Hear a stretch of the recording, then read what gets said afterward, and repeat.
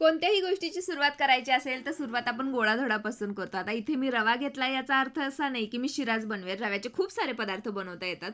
तर मी इथे घेतलाय 2 कप रवा. रवा मस्तपैकी चाळून वगैरे घेतला. त्यामध्ये 1 कप साखर घातली आहे. आता यामध्ये मी घालणार आहे 2 मोठे चमचे मिल्क पावडर. खरं तर ही ऑप्शनल आहे. घातली तरी चालेल, नाही घातली तरी चालेल.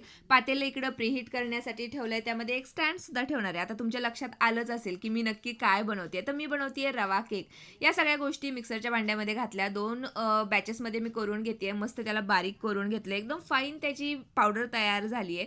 एका बाउलमध्ये मी ते काढून घेतलं. आता यामध्ये ना 1 कप मी दूध घातलंय. अर्धा कप आपल्याला घालायचंय दही. दही खूप आंबट पण नको आणि खूप गोड पण नको. पाऊण कप मी इथे साजूक तूप घातलंय. तेल घातलं तरीही चालेल.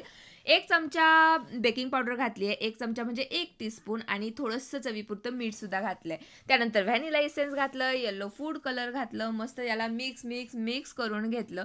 कोणत्या टीनमध्ये केक बनवावा हे कन्फ्युजन माझं चाललं होतं. म्हटलं चला ब्रेड सारखे स्लाइसेस निघतील, आपण याच टीनमध्ये करून घेऊया. 15 ते 20 मिनिट रेस्ट दिल्यानंतर याच बॅटरमध्ये मी अर्धा चमचा बेकिंग सोडा घातलाय. अर्धा चमचा म्हणजे हाफ टीस्पून. हे बॅटर आता एका टीनमध्ये ट्रान्सफर केलं. कितीही वरतून आपण टुटी फ्रुटी घातली तर बेक झाल्यानंतर ती खालीच जाऊन बसते. मस्त याला डॅब डॅब करून घेतलं आणि आपल्या प्री हीट केलेल्या पातेल्यामध्ये हे ठेवून दिलं.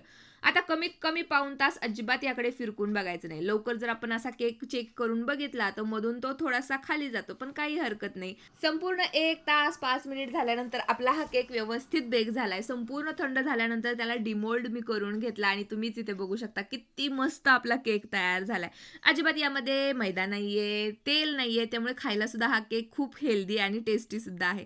नक्की तुम्ही एकदा ट्राय करून बघा. चला, बाय.